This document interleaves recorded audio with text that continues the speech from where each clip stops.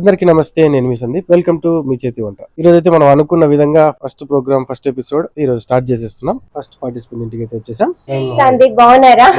రండి లోపలికి రండి. సో ఈ రోజు మీ చేతి వంట ప్రోగ్రామ్ లో ఫస్ట్ పార్టిసిపెంట్ గా మన మధ్య ఉన్నారు హేమలత గారు అండ్ గాయత్రి గారు. Anantapur style special veg paneer biryani అయితే మనకు చేసి చూపించబోతున్నారు. ఫస్ట్ మనకు కావాల్సింది పన్నీర్, ఆనియన్స్, ఆవాలు, జీలకర్ర, ఒక 4 to 5 ఇలాచి, 1 టీ స్పూన్ ఆఫ్ జీలకర్ర, 1 టీ స్పూన్ ఆఫ్ ఆవాలు తీసుకున్నాను. ఒక 3 స్టార్ అనాస్, చెక్క హాఫ్ పీస్, 3 to 4 లవంగం, పసుపు. మనం ఆనియన్స్ ని ఫ్రై చేసుకుందాం. ఈజీగా అండ్ క్విక్ గా అయిపోయే విధంగా మనం కుక్కర్ తో దమ్ చేసుకుంటున్నాం. 4 టీ స్పూన్స్ ఆఫ్ ఆయిల్, ఆవాలు, జీలకర్ర హాఫ్ టీ స్పూన్ తీసుకుంటే సరిపోతుంది. జస్ట్ లైట్ గోల్డెన్ కలర్ వస్తే మనకు చాలు.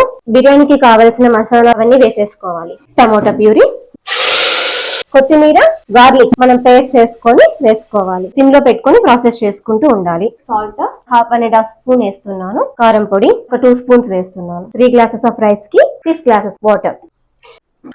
ఇలా బాయిల్ అయిన వాటర్ లేకి ఈ రైస్ మనం దీంట్లోకి వేసిస్తాం. ఒక 2 మినిట్స్ ఇలా వదిలేసి ఫ్రై చేసి పెట్టుకున్న పన్నీర్, ఫ్రైడ్ ఆనియన్స్, కొద్దిగా బిర్యానీ మసాలా, చిటికెడు ఫ్రైడ్ ఆనియన్స్ వేసుకొని సర్వ్ చేసుకుందాం. నాకు ఓపిక లేదు, ఫస్ట్ అర్జెంట్ గా టేస్ట్ చేసేయాల్సిందే. వేడి Anantapur style paneer cooker dum biryani. So taste చేసేద్దాం.